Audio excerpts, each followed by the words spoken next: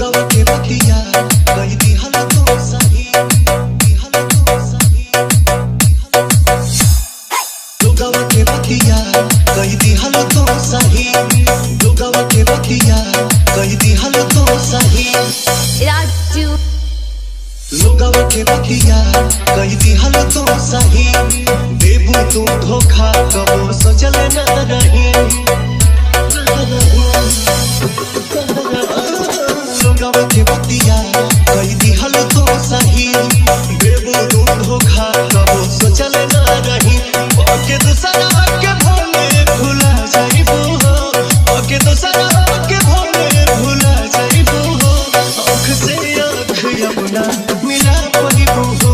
आँख से आँख अपना मिला पाइबो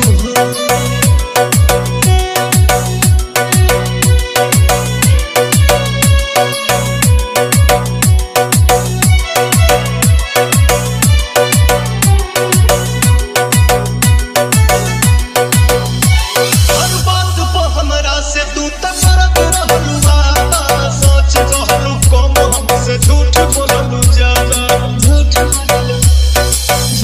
बोललू हर बात पे हमरा से तू त करत रहलू वादा सोच रहलू कम हमसे झूठ बोललू ज्यादा चोट मरले बाबू तू बाबू खा जाइबू चोट मरले बाबू तू बाबू खा जाइबू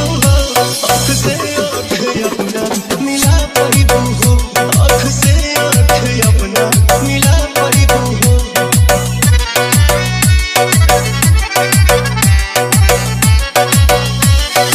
राजू